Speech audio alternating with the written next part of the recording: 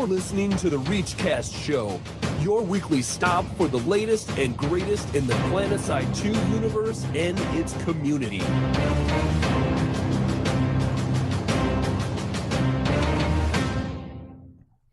Welcome, everybody. It is March 11th, and you are listening to episode 24 of the ReachCast Show. I'm your host, Torkz, and with me tonight are my co-hosts, Noxx and Deringer. Top of the morning to you. What up, everybody? I like that. Top of the morning to us. Good. We are brought to you this week by the Vanu outfit No Dice on Watterson, the outfit that we stood up this last Friday night, and also great listeners by you via the Support the Show tab on reachcastshow.com. So the idea there is that you can go through our affiliate links to Amazon if you want to buy things through there. It doesn't cost you any more, but gives us a small kickback. Or you can just donate to us directly if you'd like to. And it just helps us run the show and its costs. This week we played with Imperial Reach. They are on Watterson. If you're looking for a medium to large size TR outfit, it's a good place to check them out. If you're looking for a more large scale NC outfit, check out 666 Devil Dogs on Connery. Or you can, if you're looking for a pretty big VS outfit, check out Dropping Purple Smoke on Helios. These are all outfits we played with. And also this week I played some with the Dragon Wolves on Watterson. They're a smaller to medium size TR outfit. So if you're looking for something like that, a little more intimate, then check out the Dragon Wolves. And that's the one with Hamma and Jenny Boo, correct? Yeah, Hamma and Jenny Boo from the PlanetSide Universe website. If you want to play with them, check them out. We got a pretty good show for you this evening. A lot of calls, a lot of feedback, some good stuff from the community, a lot of good stuff from FNO. No patches this week. No Game Update 4, unfortunately. You know what? Sad. I think that's a first. I think it is a first. Out of the 24 episodes, this is the first one we've not had patches on? Yeah. I mean, other ones have had small things like hotfixes, but I think this is the first with absolutely nothing. Wow. And do I go out on a limb and call Higby a liar on this show? Oh. A liar? What are you talking about? Oh, for Game Update 4? No, he did post saying that we could expect some minor patch or update every week, and we didn't get one.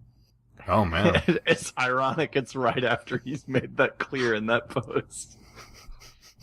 Well, we do have community briefing for you this week, as always. So we will. Yeah, and I'm not really calling Higby a liar. Things happen. We understand. Don't hate me.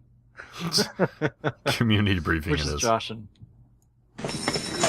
Attention, soldiers! Get your bus in here for this week's community briefing.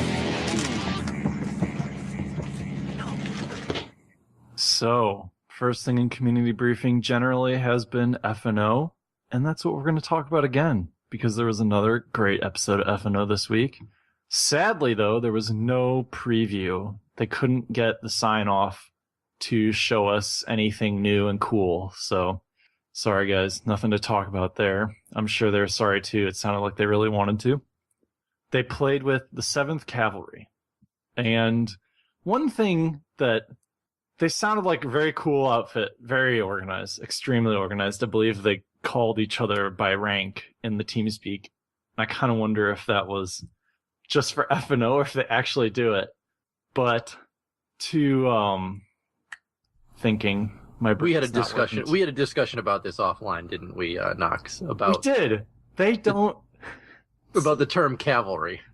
Correct. So, from my understanding, is the way history progressed, as people went off of horses and into tanks, as tanks became superior, that those divisions were then took on the name cavalry.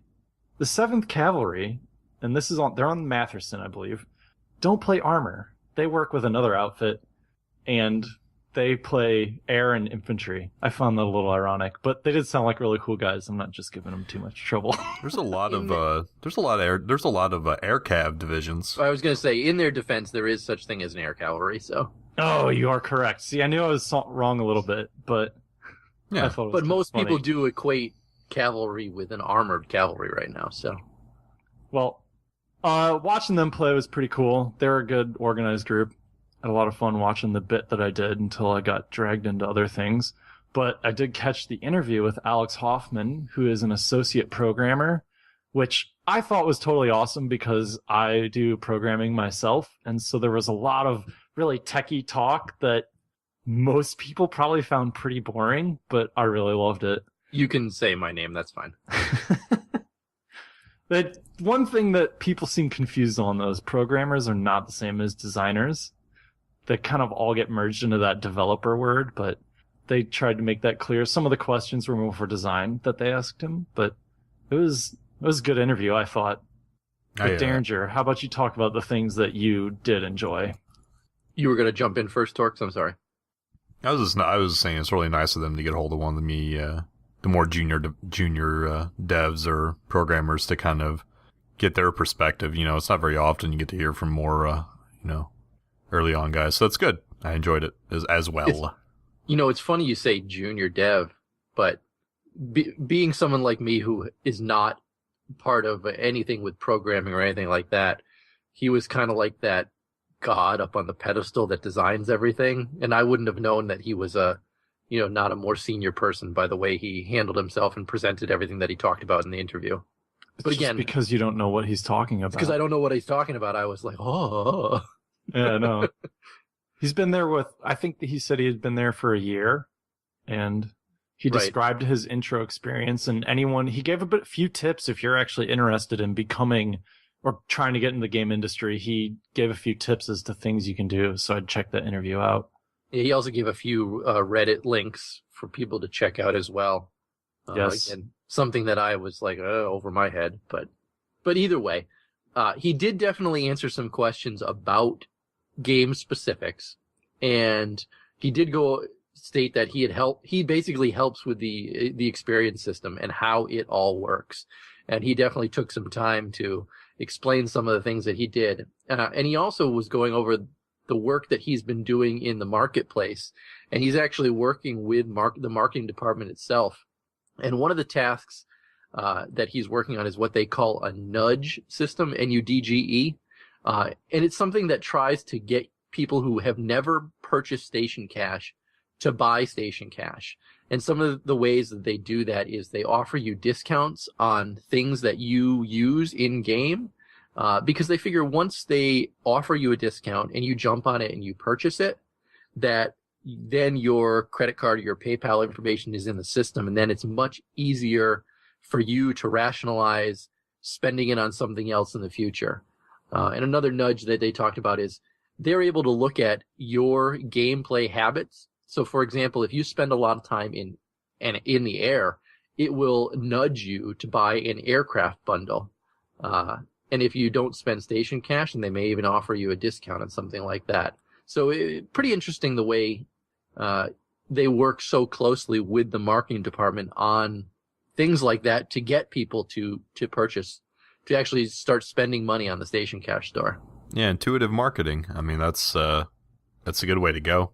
It's an intelligent way to approach it. I can see that being that's good though. They're taking a proactive approach, so that's good. I never would have equated those two areas of the business together, but it makes perfect sense, after he explained it.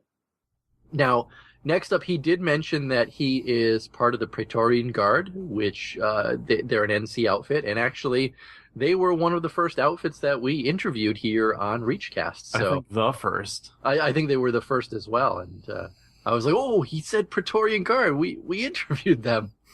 That was when we called it the outfit interrogation still, too. Yeah, that's true.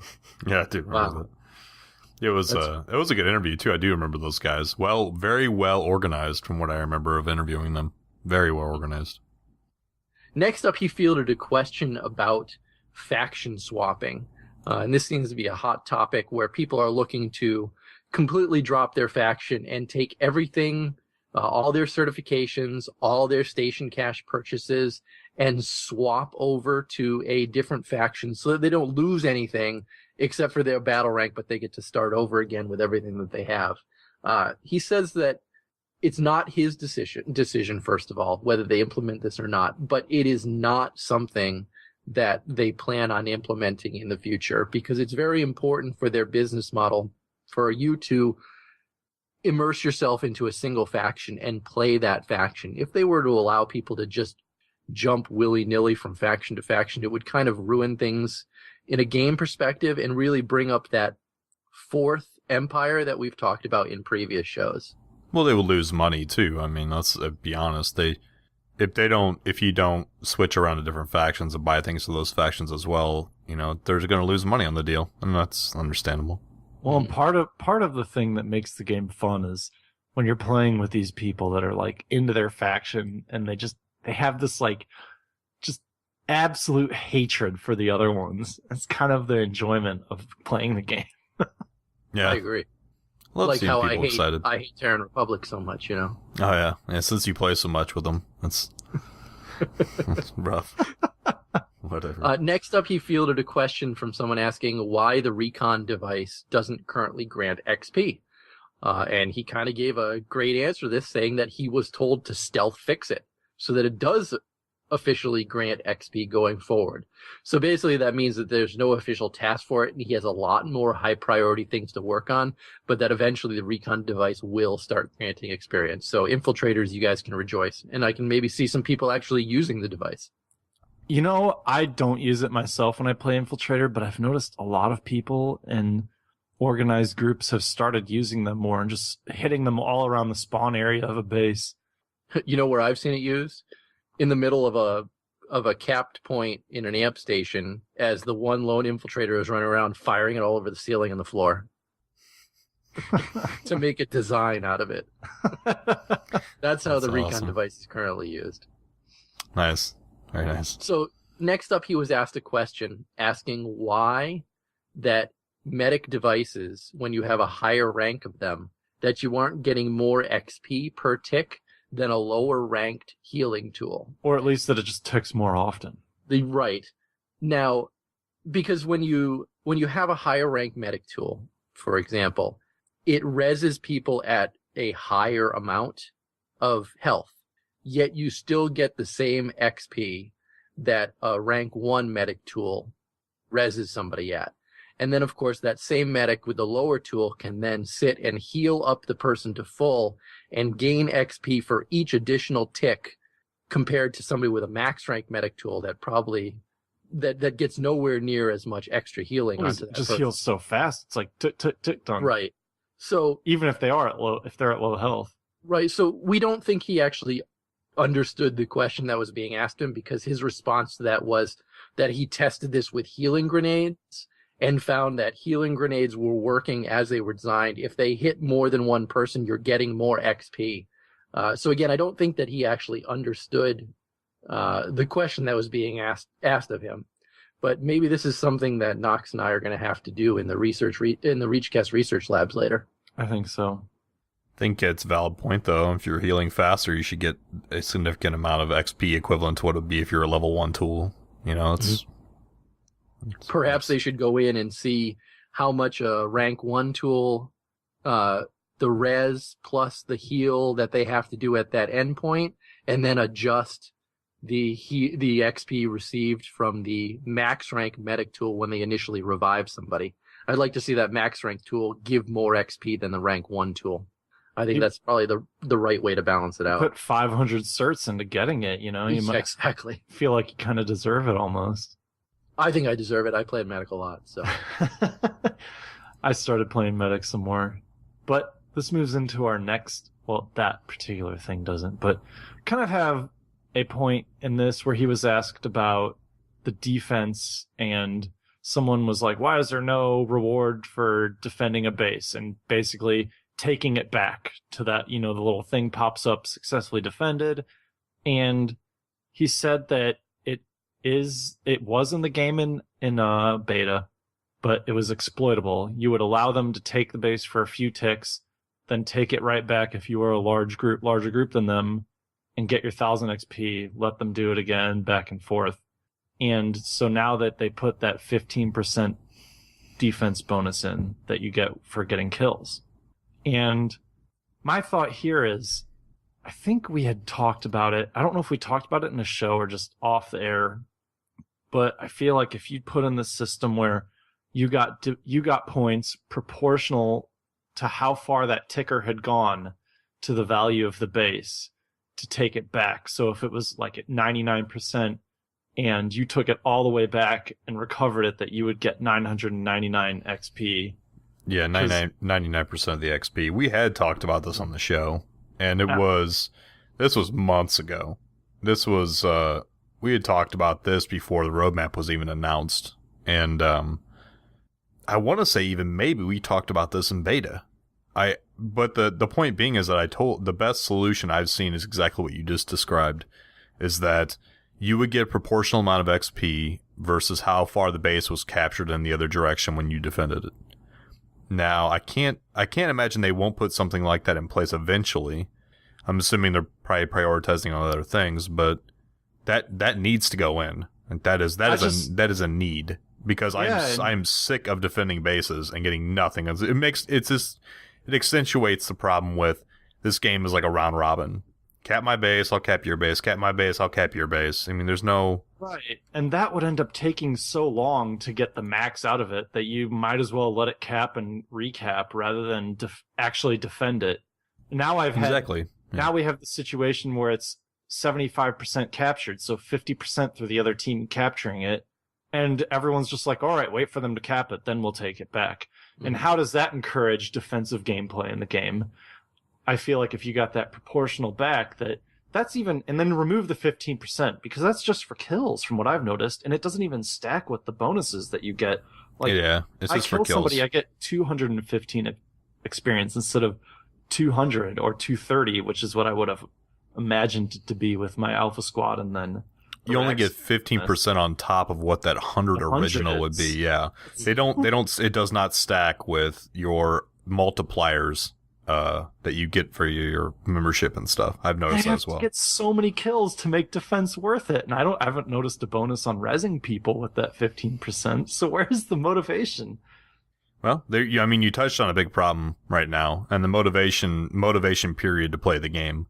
Metagame. We talked about this last night's interview, which will be out Wednesday with Hama and Jenny Boo. But the motivation to play the game right now is, I think the entire community agrees that we're having problems finding motivating reasons to log in and play the game.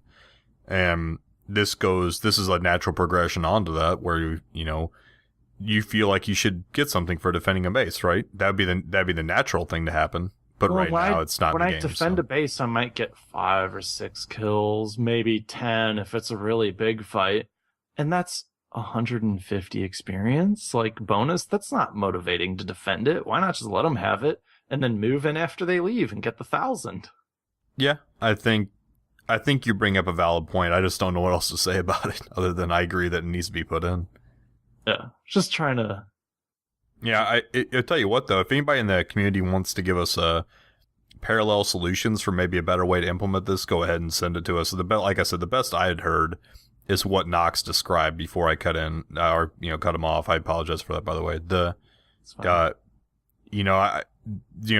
Proportional to the amount the bases capture makes sense to me. If you guys can think of a better one, like per tick, maybe you get an XP per tick backwards or something, or whatever you want. I mean, whatever your ideas are, there's something we haven't thought of. Send it in. I'd be interested to read it. And just a quick example too, real quick, is proportional means like my 75% example where they've taken your bar all the way down to 0 and it's going back up theirs. It's 50% there. I would consider that 75% captured. On the towers where you get, we'll just go with non-bonus. On the big biolabs, amp stations, tech plants, that would be, you would get 750 experience for capturing it back. My example is the idea. The only problem I see with that is if you get a lot of back and forth. So if they take it back halfway through and then you start it up again, then you're only... Wasn't our solution there that you would get whatever the furthest point it was? And I think that it's so funny. I'm recalling this whole conversation in my head. The furthest it had gone at any point during it was what you would receive at the end, and I think that makes sense. I can't imagine, because if it goes back and forth, that just means more time has been spent fighting over it. So why not reward that whole bonus? Exactly. But doesn't that not reward the attackers? If they get it, they get the points. It's whoever. Yeah, but they only get. No. I guess you're right. But I'm just thinking that. Oh, you mean if like the then defenders they just back off and let them have it? Yeah, because if the defenders are getting whatever that percentage, and then I guess we'd have to make sure we throw out that 15% defense bonus, because if you keep the 15% defense bonus in there, then it's going to be so much more beneficial for a defender to keep staying in there and keep dropping enemies as they come in. Oh yeah, this idea definitely means removing that. But You I just think need, that you know, if you remove that 15%, then I think you're still it's a disadvantage for the defender at that point. Because if they're not getting anything special for defending, why bother defending? you know what I picture in the back? What I really pictured some dude with like 18 accounts, right? And he has some sort of like intricate botting system set up where he's sitting in the bottom of like Esamir somewhere, right? At like Just one of the amp stations. Yeah, and he's just like rotating. Yeah, he's rotating 6 people at a time, 6 bots at a time to like the point, backing the other 12 off, capping, going again and again and again. I don't know why I picture that, but I think it'd be funny to see. But yeah, I mean, we need to find reasons to fight. We need to find like intelligent, intuitive reasons to fight. And I can't imagine they're not working on them. I just agree that this goes along with that. So let's get on to the next piece. So there's a roadmap preview put out. I think it was voiced by, in fact, I'm sure it was voiced by Luperza. And she went through a whole bunch of... said her name at the end of it, or the beginning, rather. She went through a whole bunch of different things that are becoming Rumble Seat, which for those of you that don't know what that means, it's basically somebody can sit on the back of your flash and shoot while they're sitting there, which is pretty cool to watch. A guy firing off rockets at a tank while somebody was driving the opposite direction. And that'll be standard, right, I think, by the sounds of it? Yeah, standard. From what I understand, yes. It looks like it was a standard option. It's not something you'd add on. So now the second thing she showed was, well, before we get to the Empire-specific rocket launchers, drag and drop platoon features. Holy crap. I'm so excited. Like, you can drag people to different squads. You can seriously do this. I'm so excited. No more of this right-clicking them, doing a drop-down menu. You just drag them right over. Very intuitive. Oh, it's nice. I like that. But the last but not least on this roadmap preview vid, which we'll leave a link in the show notes if you guys haven't seen it, is the 3 Empire specific rocket launchers. Now, the Terran have the Striker, the Vanguard. What's it? Yeah, it's a Striker, isn't it? That's the name of it. Yep. Striker. The Terran have the Striker. The Vanu have the... Oh my God! The NC Lancer? of the Lancer and the NC of the Phoenix. Okay, so Lancer is like a charge-up rocket launcher. We described it last episode. The Striker is and like it's not even a rocket launcher. It fires an energy beam. Oh, energy beam. I apologize. I'm so sorry. It's gonna be classified as a rocket launcher, though. So Yeah, well, it looks just like the S1 when it fires. So the Striker is like a multi-rocket. It's more basically a faster shooting rocket launcher that you have to keep your crosshairs on. It's active lock on. And then what was the last one again? The Phoenix? The Phoenix. So it's like a camera guided missile you can launch. And we've already talked about all 3 of these. But we talked about them last episode. If you want to see them in action, kind of a quick action shot of them, check out the video. We'll link at in the show notes. That's all I have on that. And to answer people's overpowered Phoenix questions. No overpowered Striker questions. Well, no, we have that too. But the Phoenix originally people thought would be overpowered because of the camera guided, right? And we talked about being able to shoot it down. But in the video, it looks like it moves pretty quick and probably thus pretty hard to... I mean, surely people will be good enough to do it, but it looks like it won't be just easy mode to guide that thing into a tank. It is pretty fast. And the original one in PlanetSide 1 was pretty fast too, but the trick to it was you'd aim straight up into the sky. And then as it started to go up, that's when you'd take control of it and you'd be able to launch it right into tight areas. I expect that we'll be able to do the same thing with this version of the Phoenix as well. Oh, I mean, maybe it'll go too fast, but I don't know. You are right. It went extremely fast.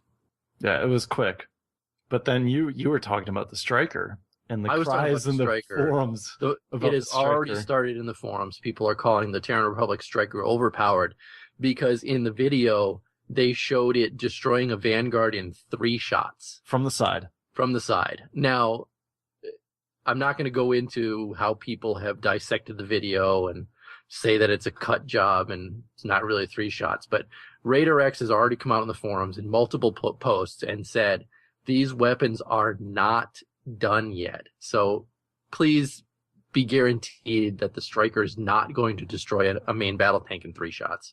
Well, unless you're hitting it in the rear, probably. See, and I think that would be... well, it's hard. That's hard to say. I mean, you don't want to make them have to reload twice if the other ones can do it in a faster time period, but we won't get into that too. Well, we don't even know how many rounds the Striker has in it. I assume it's more than 3. No, I think, didn't they say 3? It's a 5-shot ammo clip. Oh, It's a 5-shot ammo clip, Okay. so... I just feel like they should all one-shot tanks right now. Like every rocket launcher should one-shot a tank until the tank problem's gone. For no reason. They should just like stealth blow it up for no reason. Tank problem. You read my blog post, didn't you? I did. I totally agree. Tanks are an issue right now in the game. It's like, It's not tanks. It's that they're the flavor of the month. Well, I mean, the flavor of the month, is hinted at that. Okay, so air is not super effective anymore like it used to be. So there's no super counterbalance to it. So when I'm in infantry, there's no point in being infantry. I'm only ground pounder if my tank's not up, which is not the way it should be. I've noticed that's only on some servers. Well, Waterson, I've noticed it way more of a problem than Connery. Let's go on. There's probably more servers than that's a problem. Oh, surely. Oh, the next thing is me, isn't it? I'm. Whew. Yes, it is. Tank. To anyone to not everyone, because no one sees our notes, is we color code any notes we make, and I used to be red, and I still have flashbacks of being the red color. So, anyways, PS1 Style Bomber is a forum post that I found in the PlanetSide universe, and that was the title of the thread. And I can honestly say I didn't play PlanetSide 1 enough to know if there was a bomber in it or not, and Derringer, you told me there's not. There was no bomber. Okay. Anyway, that fact aside, I've tossed the idea in my head around a little bit of having a bomber, and I like some of the things this guy says, and I posted myself my own thoughts to it, but I really think having a bomber aspect where you could just fly over, bomb something, and leave, done right, would be a good thing to the game. And so I really like this idea. I like that someone else is thinking of it too. It makes me think that it actually would be cool. I don't think it's what the game needs right now, though. Like carpet bombing? Like you just go over, you just carpet bomb like areas? That was one of the suggestions, to have cluster bombs that you could fly over an area and just drop a payload of cluster bombs. No, you gotta need cluster bombs because numbers are already too big of an advantage. You just need like a whole outfit taking B-17s over armies. Just like annihilating an area. It'd be fantastic for You want to see the new orbital strike? It's B-17. So like they literally go old school. They took like World War, like 2 B-17s. Oh, then your sound effect will be they could use your Spitfire engine. Yeah. But I think a bomber would be cool. But I mean, kind of hinted at before, it's not what the game needs right now. No, definitely not what it needs right now, but it would be interesting to see how that would work. Considering all the airplanes hover right now. Yeah. Dropping bombs from max altitude. Yeah. 900 feet, 90 meters, yeah. Well, don't give it the ability to hover, I don't know. Yeah, well, that was one of the thoughts. It can only drop a bomb when it's going X so fast. 300 meters of speed, yeah. Super fast over it. All right, well, go on. It's good. All right.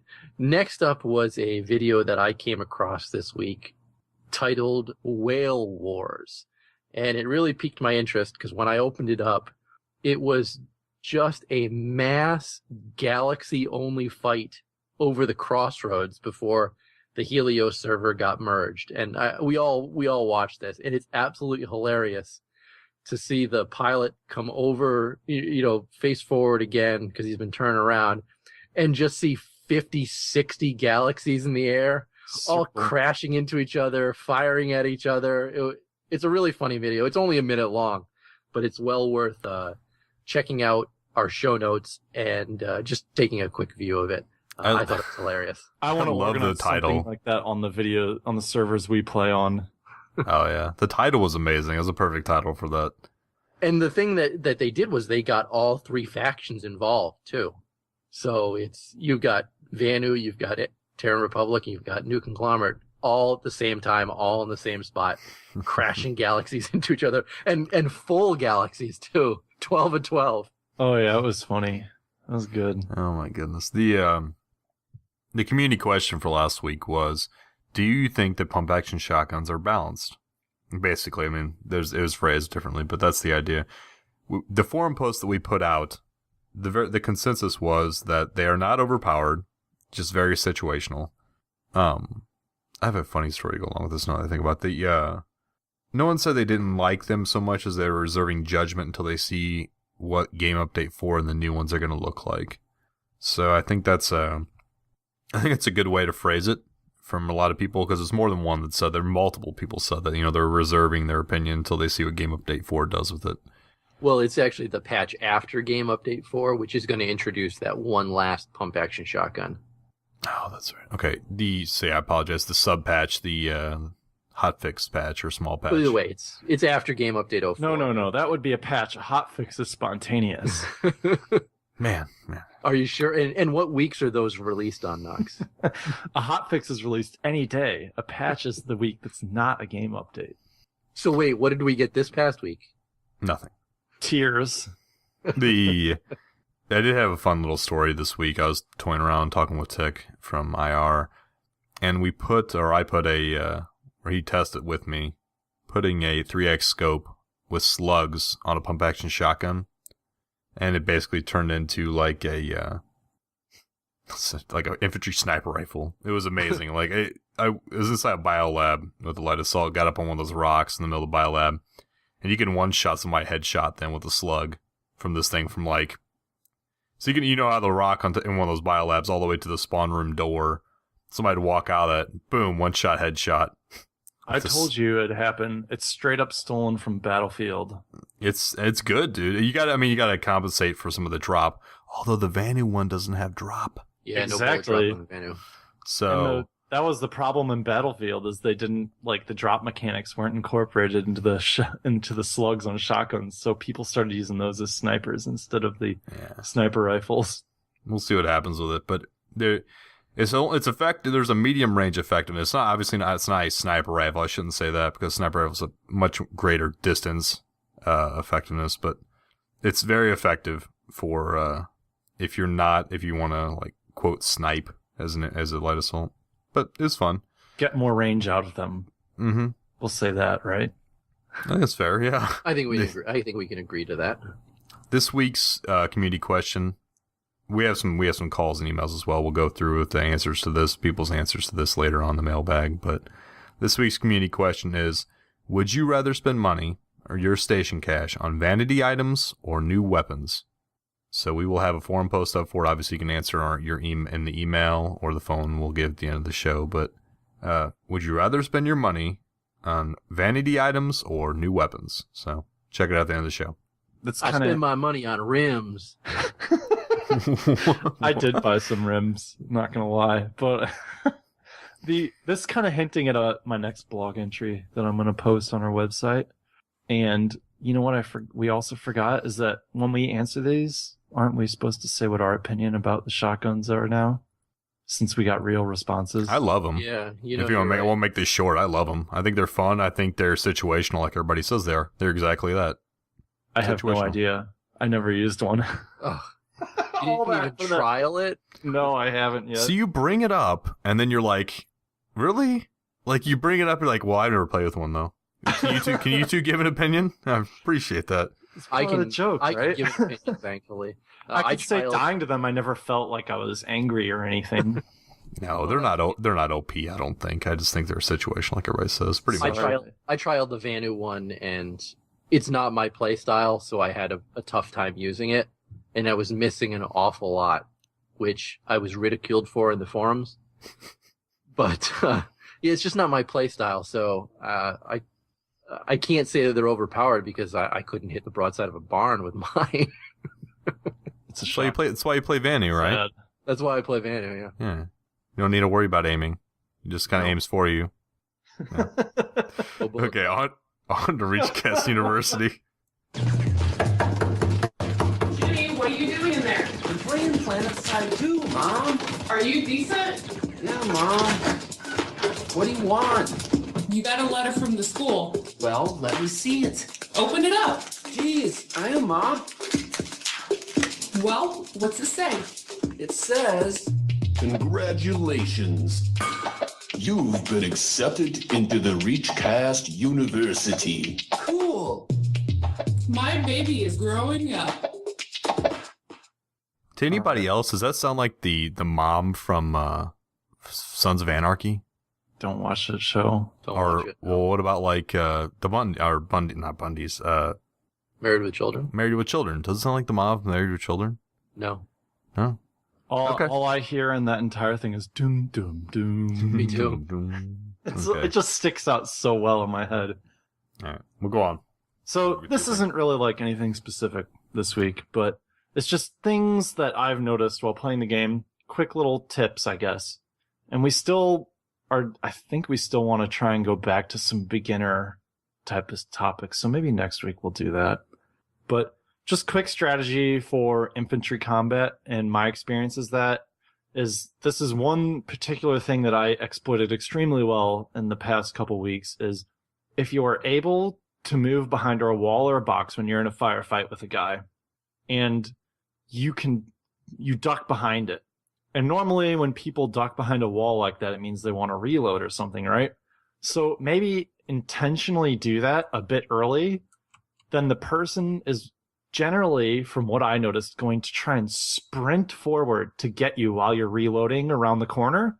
So then you duck behind the wall for just a quick second, delay a little bit, and then pop back out and shoot them as they're sprinting at you, because then it's going to take them longer to aim at you since their gun goes down into that sprint mode. I was able to do this so effectively, especially in the secret hall tunnels that no one really knows about at the stronghold. There's these new tunnels there. Well, not new, but I don't think they never really said that there were tunnels there. And there's definitely a new tunnel there, but just like, pop back and hang out just long enough to make them think you're reloading, pop back out. You'll get a kill a lot of the time because generally people assume you're reloading at that point. That's my quick tip there. My other tip is responding to someone on the forums that was complaining about the Annihilator taking too long to lock on, and they don't like it because they can't defend their base from the hovering mosquitoes or scythes or reavers and their rocket pods and whine. And if you're in a situation where the mosquito liberator is just hovering there, put your lock-on rocket away and bust out the dumbfire one. You're going to kill it, and the default rocket will kill the ESFs in one hit. And if they're moving, if they're just hovering there, they're really easy to hit, first of all. And second of all, my tip involving hitting them is if you think they're prepared enough to move, generally those players move up when they're trying to dodge a rocket that they see coming at them. So aim it a bit above them, and they'll probably go up right into the rocket. We've gotten several kills that way. And then The only problem with that is that you only get one rocket launcher per loadout. You only get one rocket launcher. Yeah, access the terminal. Yeah, I know. You got to run back in and hit your terminal to switch your lock on your rockets. You're in a spawn room. You're safe. See, what Noxx is saying is that all he needs is really a pistol to kill anything, and that anything short from a pistol and a dumbfire reticle is for newbies. And I'm not saying it's a noob thing, okay, to make this straight. I'm not saying it's noob to have your lock-on rocket. For air, it's especially effective when they're flying really far away. I'm never going to even try and hit those with the dumbfire. But when they're hovering right there outside of the spawn or outside of some building that you're in, if you can, get your dumbfire rocket out, because it's really easy to hit them. And at that point, the lock-on's just a crutch because you're alerting them that you're going to try and shoot them. With the dumbfire on a close range, you're going to miss every once in a while and you're not going to be good at it right away. But once you do get good at it, you're going to kill those things a lot. You're going to get a lot of points for it. They can't bail. So honestly, try and practice doing that and just deal with not being very good at it right away, because it's much better than the lock-on rockets when they're just hovering. I think it's a good tip. I'm busting your chops. I know but you're I do think it's a good tip. I can bust your chops a little more if you want. Oh, what's that? Do it. Do you know what else the default rocket launchers are good for? Killing infantry and tanks. Oh, well, yeah, obviously. If you're Vanu. That's right. I'm pretty sure they all fire the same. I've never noticed a difference. I'm just giving him a hard time because S1s that kill me all the time. All right. Anything else? Yes, I do have one thing that I didn't write down. Okay. But it's one thing I noticed. I deleted my NC character on Watterson and moved it over to Connery to play with the Devil Dogs. And I was having a really hard time playing heavy, which is what I generally play when I play this game. And it's, you don't have the foregrip. I don't have all the certs because I'm back to level 1. And so what it made me kind of realize in the last couple days was, if you're beginning this game, play a medic. You sit back, kind of, heal people, res them. You're going to get a lot of points from doing that.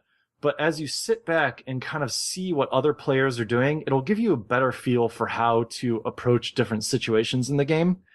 And because it gives you that more observing type of point. So you're going to get more certs than I think you will with it's the easiest gun to shoot for the NC.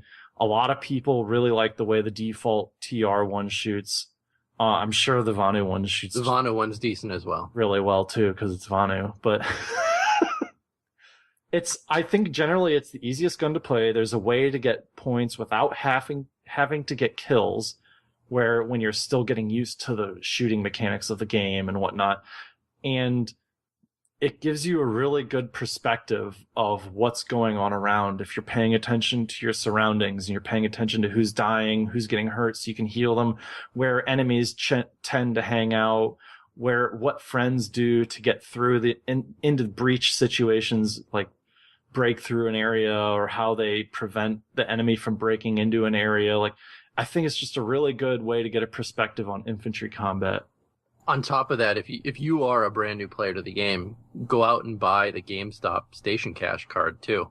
That NS-11 rifle that you get for the medic is better than all 3 of the stock medic guns combined. It's a very good gun. It is a very good gun. Okay. Anything else, bro? No. All right. On to the good, the bad, and the OP. Have another drink on me, soldier. Okay, thank you kindly. If you can look hard enough past all the death and all the sorrow, there are good things. You must remember that we will overcome the good, the bad, and the overpowered.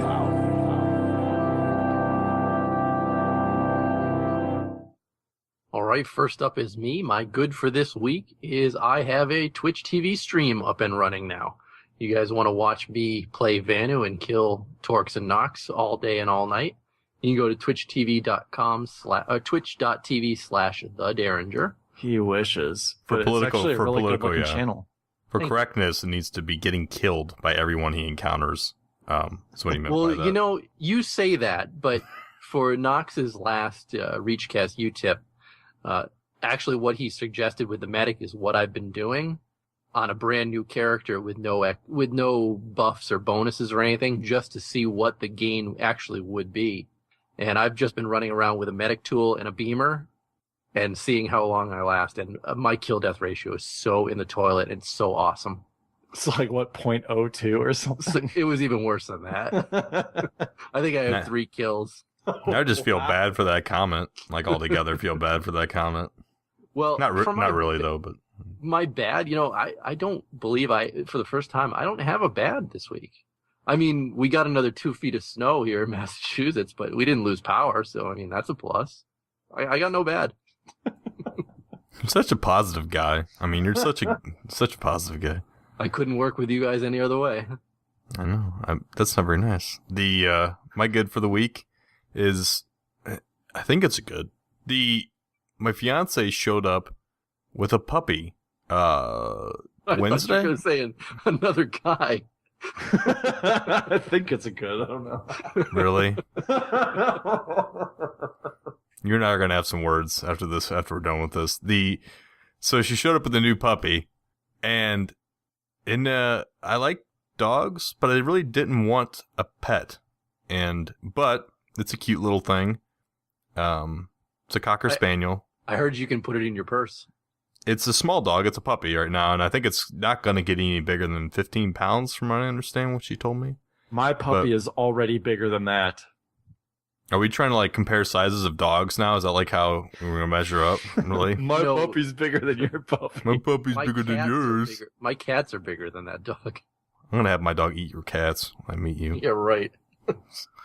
So, my bad for the Turning week. into a pet competition. My dog can bite your dog bigger than your Planet Side dog. 2 pet battles coming in the next patch. So anyways, my bad for the week is no game update for this week yet. And I'm looking forward to some of the changes coming with it. So I'm hoping and praying that it's soon. And that's they're both short. And yeah, that's it. All right. My good is it was warm this weekend, and my bad is it's cold again. No, How really. much shorter can you make?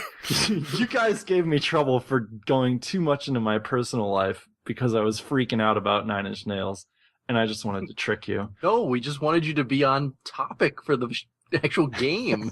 And once again, Listen, you both had off-topic ones this week, and I have two real I ones. wonder why. I wonder why that is. I have two real ones that are on topic here, all right? I'm busting out my note paper so I could trick you. My real good was playing with the Devil Dogs this week. I had a blast. And what was kind of fun and interesting is every time I joined a squad, there was always a squad available. 2 squads. But I don't think I ever played with the same people. I never had the same squad leader, never put the same platoon leader. And maybe a couple people here and there were the same, but overall it's just like always different people, and it was always fun. I had a good time. My bad is the game kept crashing. Like it would load 95%, stop, and then I would have to quit the game and reload, and I would hit the spawn beacon, and then it would load, and I would crash again. And I was trying to figure out what was wrong. First, I turned ultra down to just high on textures. That didn't. I lasted a little longer. I was able to load twice, and then I validated game files. 6 files were wonky. It replaced them. I lasted a little bit longer then, and then I just turned off the forced physics stuff with the little particle-y coolness when you go up and down the teleporters. That's actually really awesome, and it's stable. So I'm sad that I can't play the game with the forced GPU physics. Because it's really pretty. I wish I knew you real bad because I could have told you that that's what was causing it. Oh. Well, I Danger figured it knows. out. I figured it. It's so awesome looking, and I was so bummed.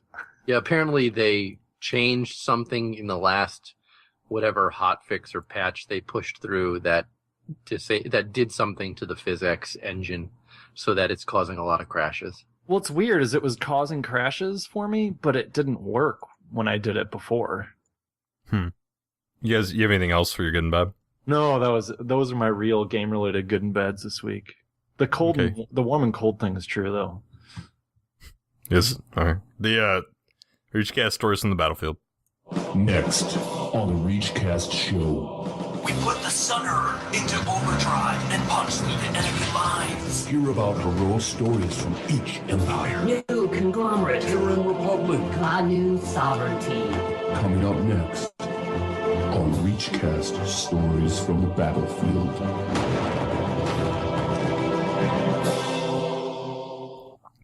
Okay, I think it's Deringer's week this week. Yeah, and we're taking a week off, everybody. Sorry. You Jeez, such Great. harsh words. You told me you had a story.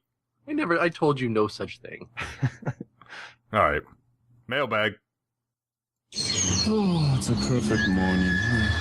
Great timing, the mailman's just coming. Morning. Here's the mail. Big bag, big bag. He must be ready to get away. Very strange. What's the speaking sound? Going to take a look here in this bag of mail.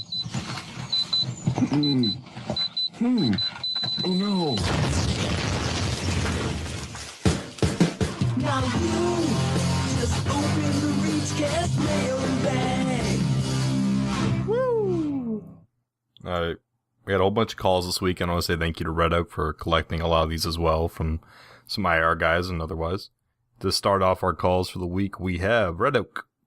Howdy, ReachCast. This is Red Oak here from Imperial Reach. We've been running Tuesday night test ops and Sunday ops on Thursdays. We've been testing out a bunch of new tactics and fun, silly ones or whatever. So we've gone through about 1 million of them so far. We found the good ones and the stupid ones, like the medic ball. My question for you three is, what tactics have you found either really effective, not so effective, that you've either participated in or witnessed out on the field? Also, I'd like to hear what your listeners have to say. Maybe open it up to see what they have to input on that as well. Anyway, thank you. So from what I collected from the call is, what kind of tactics and strategies have we seen effective on the battlefield? And kind of open that up to listeners as well. So listeners, if you want to email in, call in, whatever the case may be, contact us in any way, 100 ways you can, about strategies you think are effective on the battlefield. We'd love to hear it. Provide some value to listeners of anything that we haven't heard. How about you? You want to start us off, Noxx? Oh, sure. I think the one thing would be, well, on a micro scale, what I talked about in the university was just infantry play. But I think the most effective you can be in this game is, other than having maybe a squad dedicated to air or a squad that focuses on armor, is I'm a firm believer that when you play this game, you need to be ready to hop into a tank whenever it's needed. You need to be ready to pull out a heavy. You need to be ready to play a medic whenever it's needed. You need to be able to adapt. And the squad and platoon as a whole needs to take that into account as well. If 20 tanks are rolling your way, the infantry squad, it should be perfectly acceptable to pull out tanks. They don't all need to be heavy. They can spawn tanks too. Why not fight tanks with tanks? Seeing as the game is a numbers game at this point, you have to combat what you're going up against with that sort of thing. And so I think adaptation is the best strategy. As weird as that sounds, I don't know if that's really a real strategy. That's fine. What about you, Deringer? Well, the best strategy that the guys in Dropping Purple Smoke employ, it's the one where they roll up the right side of Indar completely and then warp gate the NC. Nothing infuriates the NC more on Helios than being stuck in the warp gate, not being able to get planes or tanks out of it because we're harassing them from the biolab right there. And then when they finally break through, we just roll back and do the southern part of the map and warp gate the TR and do the exact same thing to them on the opposite side. If you're a Vanu player, this tactic works wonders, and it just pisses the other faction off so much. Why do you have to be Vanu? Because Vanu rule. You want to know why to play Vanu? Go ask Garlock in 666. He has defected, apparently. Yeah.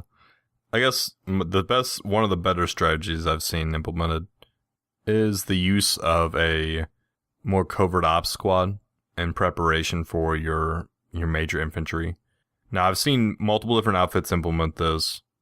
They call that covert ops squad multiple different names, but the gist goes, you have a half squad or a squad of guys or girls or whoever, go ahead of your main assault force and prepare bases. And by prepare, I mean drop the generators when nobody's around, get the, the SEU down, and just kind of have it ready.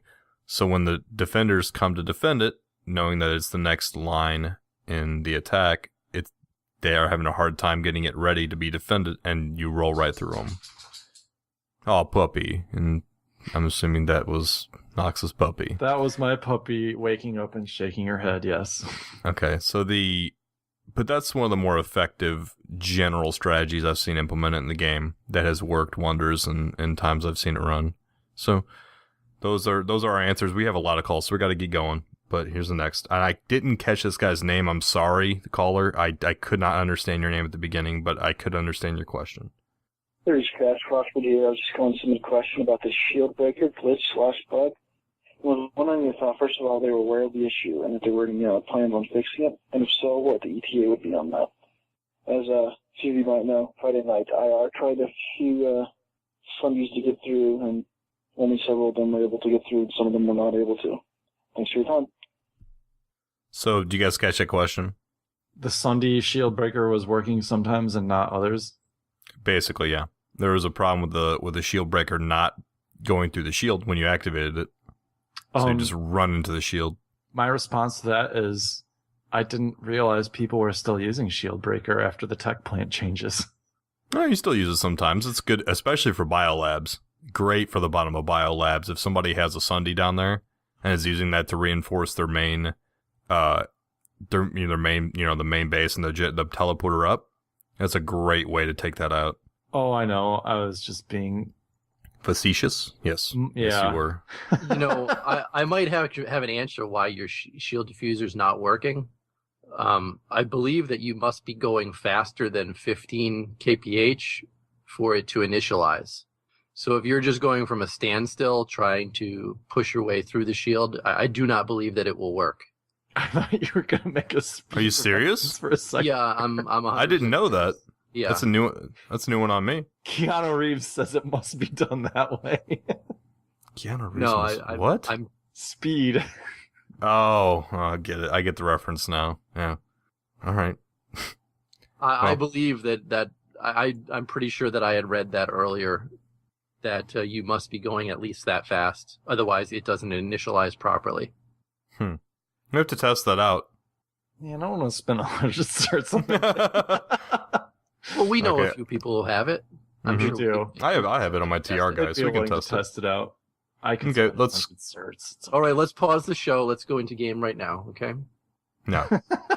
On to the next call, Dr. Strangelove. My question is, what are your thoughts on outfit versus outfit events? They could possibly be used in tournaments. This could even be faction versus faction, that kind of thing. How would you go about setting this kind of thing up, and do you think it'd be fun? You guys haven't heard the call, so I'll give you guys a second to think, and I'll go and answer. I think outfit versus outfit is a big part of the future of this game. Its direction, its competition, and its general a good way to drive the community. Now, there's obviously a lot of other metagame pieces that need to be built around that in order to make it a complete set, but outfit versus outfit, I think, is a great way, maybe not totally the competitive esport way that they need to implement it, but maybe a spin-off version of, you can have your 5-on-5, well, I don't know how they're going to implement esports, but on the side, they need to be able to let outfits battle each other and limit the amount of size. So if you want to battle another outfit, you need to say, do this, you have X amount of people, and you can go into either, you can battle somewhere. I think that'd be awesome. But yes, I think outfit versus outfit battle will be one of the big pieces of the future of this game. Personally, I think we're already seeing outfit versus outfit battle. I don't think this is something new. I mean, we participated in a Friday Night Ops event, which was Vanu Alliance versus DVS on Amrish one night. So, this is currently going on in game. It's just a matter of connecting with an outfit on an opposite faction and getting something set up in game. Am I wrong? No, I was actually going to say go to the PlanetSide Universe wiki that has a list of all the outfits, find their website, and taunt them mercilessly on their forums. Not really. Not even that. You can whisper cross faction. Yeah, and I think find out who the outfit leader is and just send them a tell. I think one thing that he might be kind of hinting at is if you post these things publicly on the forums, that like in the PlanetSide 2 forums, they end up becoming like just a chaotic mess of other people trying to interfere. So if you want to make it more secretive, is what I was hinting at, is go to their particular website. Or what Deringer said, whisper someone in that outfit and find out who the leader is, and then whisper that person. See, I wonder at times if people don't realize that you can whisper the other factions. I think a lot of people don't realize it until they get that whisper and they're like, I just killed him. Like Jokey or Jockey. That's because I think a lot of people come from World of Warcraft and things like that where you can't. Yeah. Mm-hmm. I think it's one of my favorite features of this game, by the way. Okay. You guys are done with the answers for that? Yes. I can post the list of outfits in the links of the show, too. Okay. Next call is from Blue. Hey, ReachCast of the show. Blue here, and I just had a quick question. I was wondering, how could you guys spice up the game? Many people are quitting or taking a break, and I want now to rekindle interest in the game. What do you think SOE could do as a community to spice things up? You guys caught the question right. 3 words. Triple X Planetside. Oh, I was going to say the same thing. The adult version that people wanted. You just took Spice It Up and you had to go that direction with it, huh? We both thought the same thing. Yeah, we did. He did have to say spice it up. I mean, come on. Yeah. If you want a serious response, I think we just gotta wait for more metagame. I think the lattice system that's been tweeted a few times, pictures of that, could be what we're looking for to add a little element of spice to the game. Lattice-like. I mean, I don't know if you call it lattice correctly. solves battle flow. It doesn't give players a reason to play. Like, you still kind of lack that sense of objective. Yes, you know, a lattice-like effect will force more big battles between two Zergs. Well, and then battle flow does give you more of a reason to play too. So if you one thing that be somewhere. Sorry, I didn't mean to interrupt you. No, it's fine. The one thing that I would kill for right now, that I would love to do, is a escort-like system in the game, where you have supplies or some sort of collector or some reason to escort something in the game to one base to another, and the enemy knows this. I would love to see that. That would be a blast for me, like an actual objective to, instead of just base after base after base. Well, you didn't play the original Planetside, but you're talking about basically an ant. Mm-hmm. No, I know that was in the first one. Yeah, I know what I did not play it, but I'm not entirely ignorant of what PS1 was. Well, for our fans who are ignorant of it, basically what the ant did was it would charge up in the warp gate, and then you'd have to drive it to a base to recharge the base. And while you recharge the base with the stuff in the ant, it would automatically start repairing all of the damaged things within a base. So didn't most players kind of agree that got tedious towards the end, though, rather than making it fun? I think that it's a 50-50 on that one.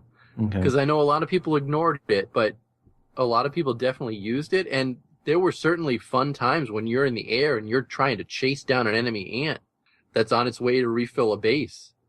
It definitely added a something extra to the game that's not in the current iteration. I feel like in this game there's much less cover, natural cover, like trees, and that would make that a lot easier to destroy from in the some air. places. I mean, maybe Endar, but even Endar, there are places where there's a lot more cover. I mean, it's... Well, just imagine how tough it would be to get something on Amrish.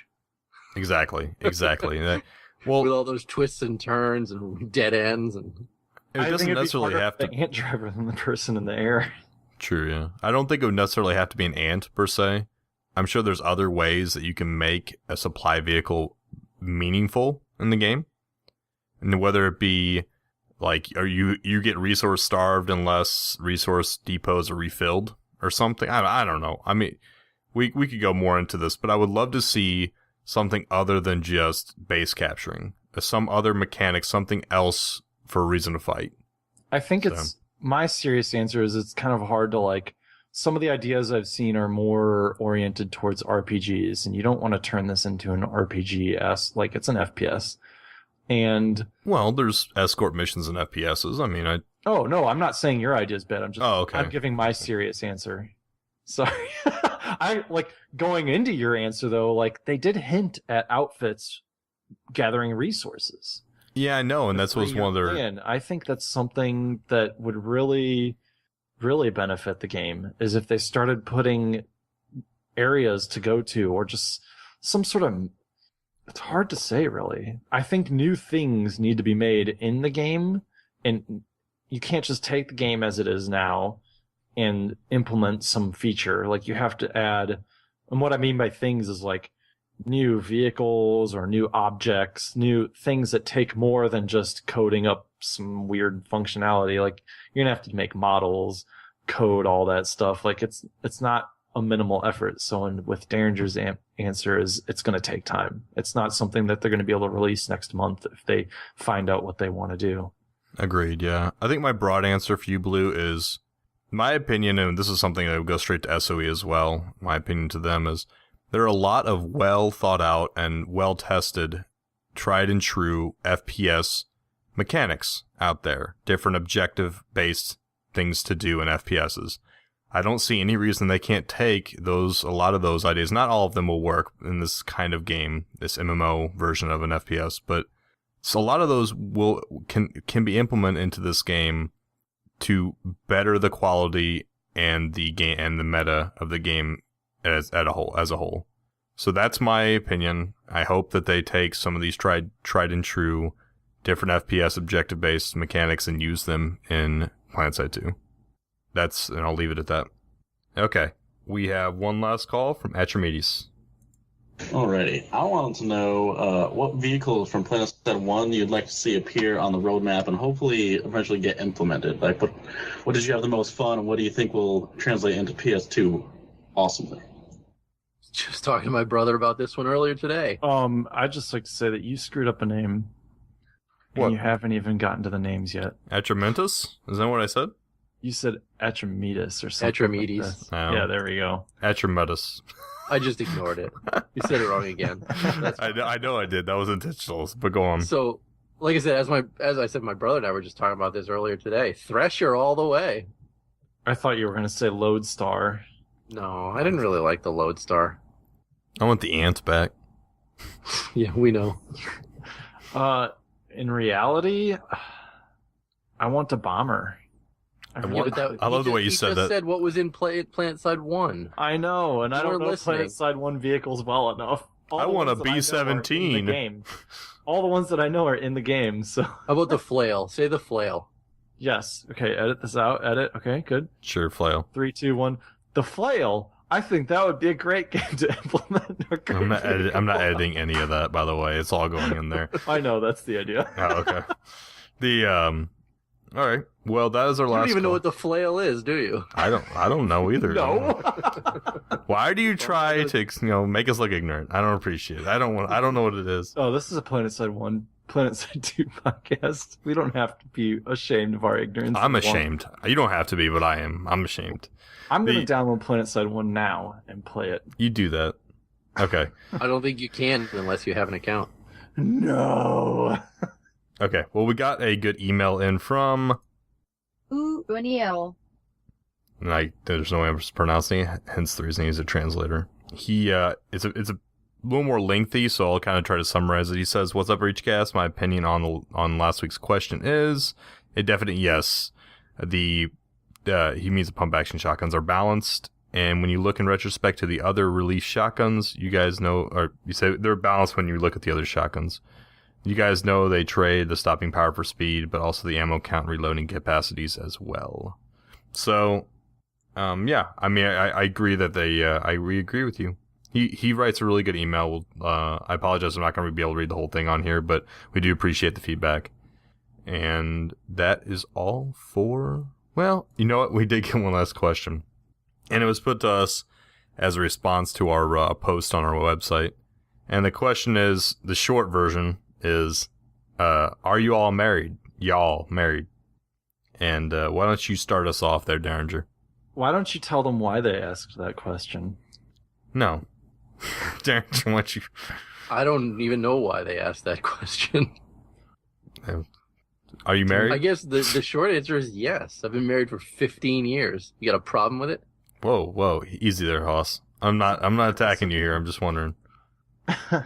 No, I'm not married. I'm not married. No, okay. So Noxx is not married. Nope. So we have all three sides of the coin here. We have a married guy, we have a not married guy, and we have a guy that's about to be married, which is me. So I will be married in May. And that's, you have all three sides right there. And that's all. I mean, I'm sorry that your question was short, and we gave you the best answer we could. So, thank you for the show. And I feel like I'm going to get harassed by these guys. The Savory, Guilt Twist, Oreo 202, Graphic J, Baylog Der Stout, Krifnitz. I don't think you're supposed to be able to pronounce that. CF and Z. I mean, you can pronounce however you want. Duck Sauce. Krifnitz. Hale. Israel. Booface. Dusty Lens. Pella. Sunny. Olek. Cypher 2. Jalo. Ash 87. Irish Roy, Cut Boy, and Jokey. Thank you guys all for your feedback. And Is that the guy's name YOLO? Is that what you said? Yellow 420, Jolo Rolo. No, it's Drink. Jolo Rolo. all right. So that's it for the show. Our contact info is always reachcastshow.com, iTunes, Stitcher. Thumbs up on iTunes. Oh, sorry, thumbs up on Stitcher.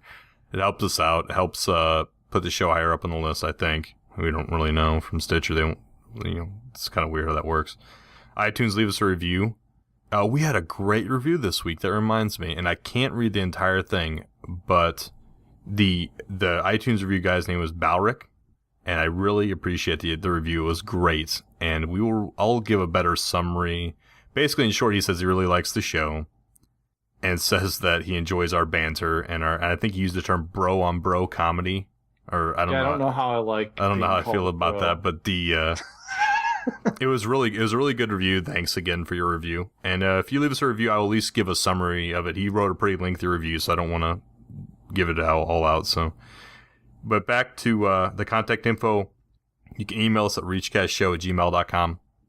We take all emails and give you the best feedback. If we don't put it on the show, I at least will respond to you in email form. And you can call us at 415-787-3224 or 415-78-REACH. And we love your call-ins, as you've seen this episode. And Twitter, my Twitter is ReachCastShow. I'm Noxia, Noxxia. And I am the Deringer.